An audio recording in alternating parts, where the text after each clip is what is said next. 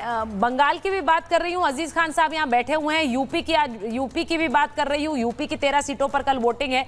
लेकिन अजीज खान साहब, एक बड़ी इंटरेस्टिंग चीज ये है कि जितने भी सपा के कार्यकर्ताओं से या फिर प्रवक्ताओं से, आपके जैसे नेताओं से बात करते हैं, वो बनारस की सीट छोड़ रहे हैं। बाकी सब आप कहते हैं हमारी आ रही है, लेकिन एक बनारस की सीट छोड़ रहे हैं, मतलब 79 हमारी, बाकी एक आपने बीजेपी को दे दी यूपी में। ये आप लोगों का गणित है।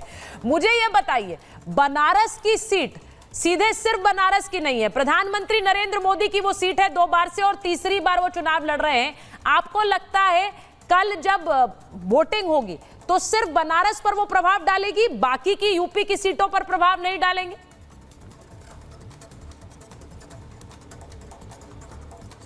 देखिए सुचेता जी, आपने कहा कि बनारस की सीट पर प्रभाव डालेगी या नहीं डालेगी, बनारस में ये माहौल है। मैं बहुत स्पष्ट कर देना चाहता हूं कि उत्तर प्रदेश में बनारस की सीट भी बीजेपी के हाथ से जा रही है। पहले तो ये स्पष्ट कर लीजिए। वाह, ये बिल्कुल हम खुला चैलेंज कर रहे हैं इस बात को कि माननीय मोदी जी भारी वोटों से। सर मैं वैसे बता दूं, आप पहले प्रवक्ता हैं। प्रेम शुक्ला जी कह रहे आप पहले प्रवक्ता है, बाकी सब लोग वो एक बनारस की सीट छोड़ रहे हैं, आपने 80 की 80 कह दी। आप इसको मैम रिकॉर्ड कर लीजिए। कर लिया सर, रिकॉर्ड हो गया। 4 जून को हम आपके साथ जुड़ेंगे और दिखा दीजिएगा। एक रिकॉर्ड कर लीजिए।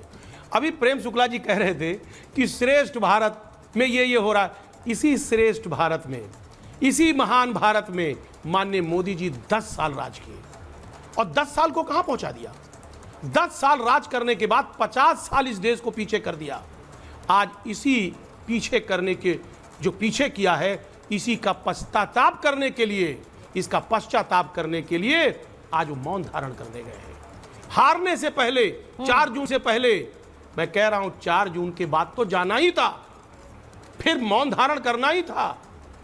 लेकिन 4 जून के पहले जो मौन धारण किया है, जिस तरह वहां पे साधना करने गए हैं, वो पश्चाताप है।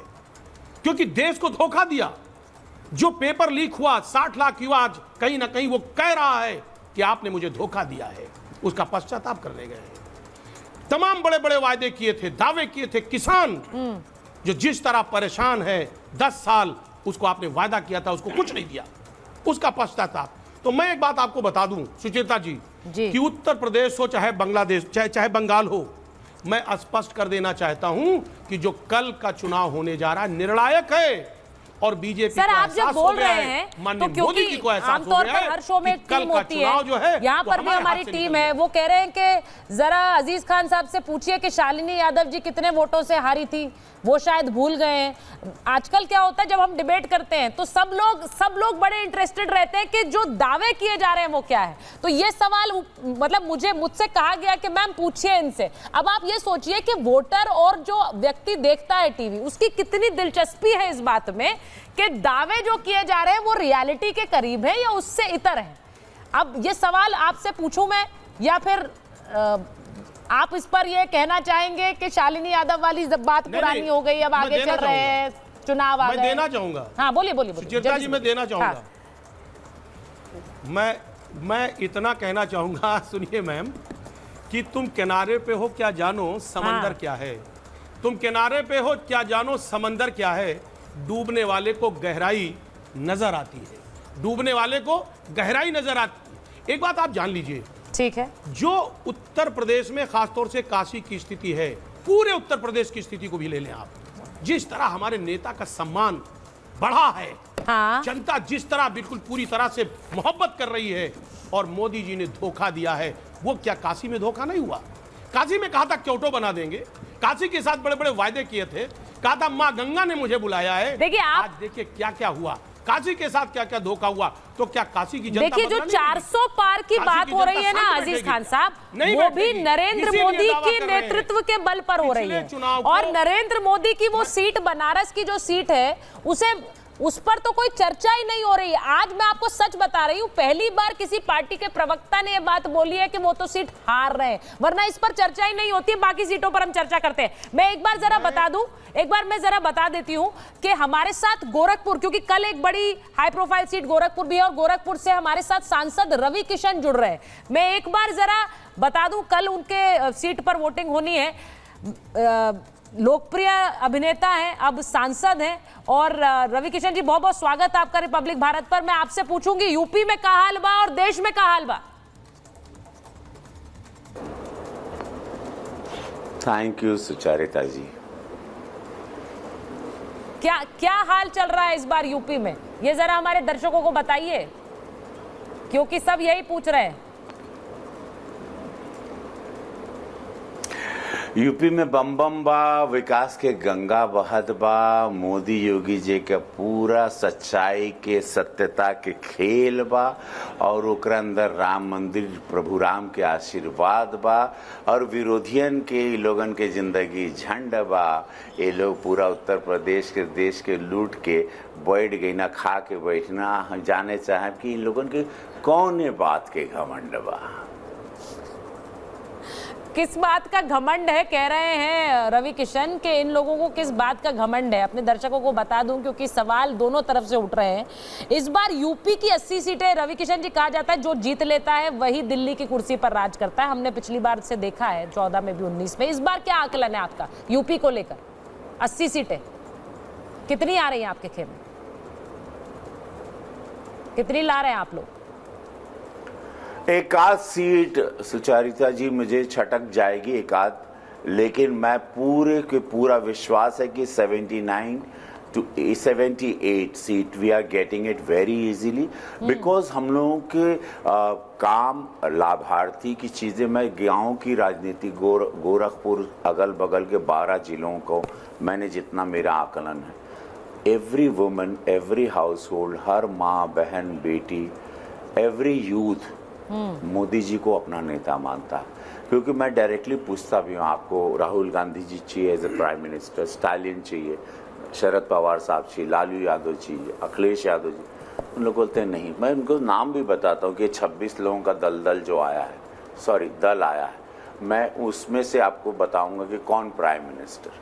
तो लोग बोलते हैं, और थोड़ी देर पूछ लेता हूँ कि तो ही बतावा के चाहिए तोरा के चलाई 140 करोड़ का देश के, कौन चलाएगा, कौन आतंकवादियों को अपने घुटने पे टेक कर उनके छाती पर जूता रख सकता है, बताओ मुझे। कौन है जो पूरे विश्व में हर बड़े बड़े नेताओं को ये कहने पे मजबूर कर दे कि your boss, you are the future, आप भारत अब अगला फ्यूचर है, वो यशस्वी प्रधानमंत्री नरेंद्र मोदी जी।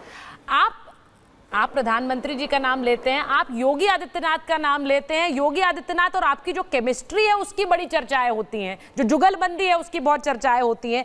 मैं पूछूंगी आपसे, ये आपका वोट है या योगी आदित्यनाथ का वोट है यूपी में, गोरखपुर की सीट? जब वोट यहाँ पर मोदी जी योगी जी का, पूज्य महाराज जी का, मैं एक सेवक हूँ और मैं नेता नहीं बन सकता। मुझे लगता है मैं सेवक हूँ, मैं सेवा करने आया हूँ। मैं कलाकार के रूप में भी सेवा कर रहा था, सबके दुख हरता हूँ, सबको आनंद देता हूँ कई सालों से टीवी पर या पर्दे पर आके। यहाँ भी मैंने वही, तो मैं कंफ्यूज नहीं हूँ जरा। यहाँ पर ये मंदिर की मठ की सीट है, परंपरागत जो चली आ रही है, मुझे उसकी सेवा करनी है। तो कहीं पर कोई सपने, फालतू के सपने ही रप नहीं होते, क्योंकि मैं दुनिया की सारी शोहरत दौलत देख के आया हूँ। मुझे ऐसी कोई चीज नहीं जो पगला सकती है, मुझे अट्रैक्ट करो। ओ दीवाना सारे महादेव अपने को सारे डमरू बजा चुके मेरी जिंदगी में। मैं सब डमरू पूरा नगाड़ा नाच वाच के पूरा तांडव करके यहाँ आया हूँ। तो अब यहाँ पे सेवा कर रहा हूँ, खुशी मिलती है को माँ बोलती कि मेरे बच्चे की जिंदगी बच गई, आपने अस्पताल दिया।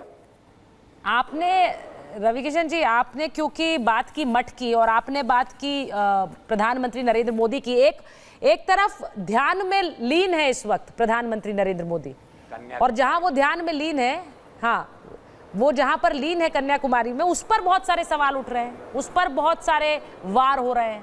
क्यों हो रहे हैं, क्यों इतना अटैक है उस ध्यान पर? हिंदू विरोधी है ये, हिंदू विरोधी तो रहे पूरे जीवन, ये राम विरोधी रहे, मंदिर विरोधी रहे, सनातन विरोधी रहे। हिंदुओं को देखना कौन चाहता था? ये वही विरोधी हैं जो विरोध कर रहे हैं। हिंदू नाम से इन लोगों को मिर्गी के झटके आते हैं। भगवा ये कलर इसलिए पहन लेता है, ऐसा देखते ही लोग कोमा में चलो, ऐसा ऊपर से उछल के 3 फीट नीचे गिरते हैं। जैसे मैं कंधे पे डालता हूँ या मैं तिलक लगाता हूँ, पगला जाते हैं, या हाथ में ये देख लेते हैं तो वैसे मिर्गी के झटके आने लगते हैं, क्योंकि उनके अंदर प्रेत है, उनके अंदर पिशाच है, आत्माएं हैं। तो वो सब लोग हमको पा लेते हैं तो एकदम फिर एकदम आत्मा, बुरी आत्मा हमको देखेगा तो पगलाएगा ही ना। अब वो प्रधानमंत्री को ऐसे देखेगा तो सारे भूत पिशाच तो नाचेंगे ही ना। ये सब बुरी आत्माएं हैं, सब भूत पिशाच है, सब शैतान लोग। ये सब बुरी आत्माएं हैं आप कह रहे हैं। रवि किशन जी बहुत बहुत धन्यवाद। मुझे पता है कि आप व्यस्त हैं